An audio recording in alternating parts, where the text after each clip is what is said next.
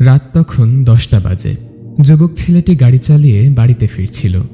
গাড়ির সিটে বসে বসে সে দোয়া করছিল, হে আল্লাহ, তুমি যদি এখনো মানুষের সাথে কথা বলে থাকো তাহলে আমার সাথেও কথা বলো। আমি শুনব তোমার কথা। আমার সবটুকু সামর্থ্য দিয়ে আমি তোমার ইবাদত করব। সে যখন তার শহরের মূল রাস্তা দিয়ে গাড়ি চালিয়ে যাচ্ছিল তখন তার মনে অদ্ভুত এক চিন্তা এলো। হুট করে তার ইচ্ছা করল গাড়ি থামিয়ে 1 গ্যালন দুধ কিনবে। কিন্তু এই অদ্ভুত চিন্তা এলো কোথা থেকে? আকাশের দিকে তাকিয়ে সে চিৎকার করে বলল, ও আল্লাহ, এটা কি তোমার নির্দেশ ছিল? কিন্তু তার প্রশ্নের কোনো উত্তর এলো না। চারপাশ একদম চুপচাপ, শুনশান। জবাব না আসুক, ধরে নিতে সমস্যা কি এটা আল্লাহর নির্দেশ? সে মনে মনে বলল, হে আমার রব, এই নির্দেশ যদি তোমার পক্ষ থেকেই হয়ে থাকে আমি এই দুধ কিনবই কিনব। সে আরও ভাবল, আর দুধ কেনা তো তেমন কঠিন কিছু না, টাকাও জলে যাচ্ছে না, আবার প্রয়োজন পড়লে এই দুধ ব্যবহারও করা যাবে। না, কিনেই ফেলি। এবার সে গাড়ি থামিয়ে গ্যালনখানিক দুধ কিনল এবং পুনরায় বাড়ির দিকে যাত্রা শুরু করল। গাড়ি যখন 7 নম্বর রাস্তার পাশ দিয়ে যাচ্ছে হঠাৎ করে তার মনে হলো গাড়িটা 7 নম্বর রাস্তা দিয়ে নিতে। ভাবনাটা মাথায় আসা মাত্র সে প্রচণ্ড বিরক্ত হলো। বিড়বিড় করে বলতে থাকলো, আরে পাগল হয়ে যাচ্ছি নাকি? কি সব উদ্ভট চিন্তা ভাবনা মাথায় আসছে?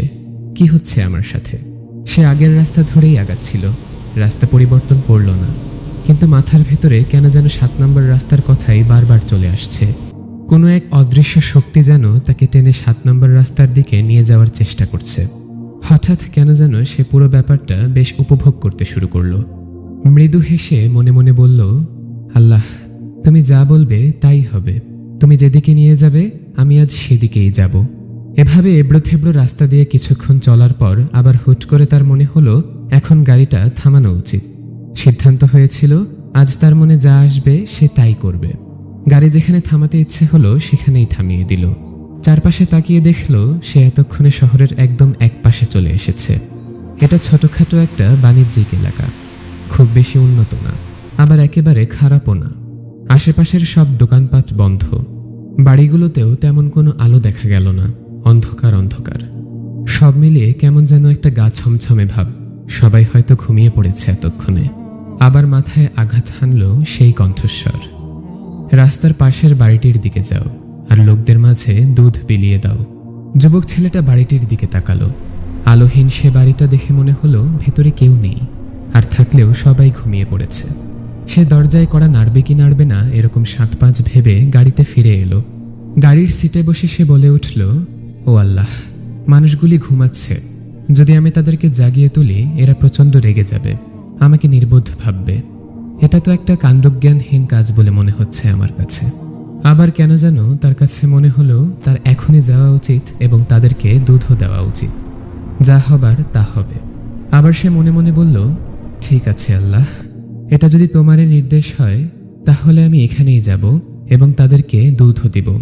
আজ যদি তুমি আমাকে পাগল প্রমাণ করতে চাও, না হয় একদিনের জন্য পাগলই হলাম, তারপরেও আজ তোমার নির্দেশ আমি পালন করবই করব। আমার মনে হচ্ছে কিছু একটা ঘটতে যাচ্ছে, আর যদি কিছু নাই ঘটে তাহলে আমি সোজা বাসায় চলে যাব। রাস্তার এক পাশ দিয়ে সে হেঁটে বাসাটার দিকে এগিয়ে গেল। দরজায় কড়া নাড়তেই ভেতর থেকে শোরগোলের শব্দ কানে এলো। গম্ভীর একটি পুরুষ কণ্ঠ জিজ্ঞেস করল, কে কে এসেছেন, কি চাই?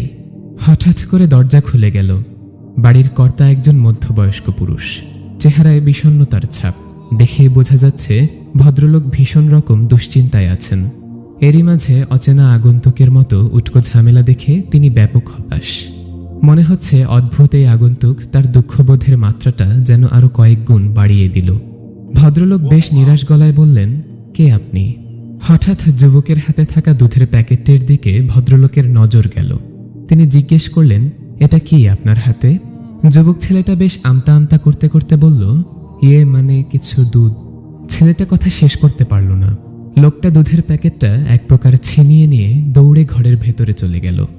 একজন মহিলাকে দেখা গেল। ভদ্রলোক দুধের প্যাকেট মহিলার হাতে দিতেই মহিলা সেটা নিয়ে রান্নাঘরের দিকে ছুটে গেল। সবকিছু এত দ্রুতই হচ্ছিল যে ছেলেটা কিছু বুঝেই উঠতে পারছিল না। হঠাৎ সে খেয়াল করল ঘরের কোণার অংশটায় একটা মাদুর পাতা আছে। সেই মাদুরে একটি ফুটফুটে বাচ্চা হাত পা ছুঁড়ে কান্নাকাটি করছে। ভদ্রলোক দৌড়ে গিয়ে সেই বাচ্চাটাকে কোলে তুলে নিয়ে যুবক ছেলেটার কাছে আসলো। বাচ্চাটার কান্নার সাথে সাথে মধ্যবয়স্ক লোকটাও কাঁদছিল, তবে সে কান্না আনন্দের। লোকটি কাঁদো কাঁদো কণ্ঠে বলল, আমরা মাত্রই দোয়া করছিলাম। ছেলেটি বলল, দোয়া কিসের জন্য? লোকটা শার্টের হাতায় চোখ মুছতে মুছতে বলল, আমাদের এ মাসে অনেক বড় বড় বিল দিতে হয়েছে। হাতে যা অবশিষ্ট টাকা ছিল তাও শেষ হয়ে গেছে।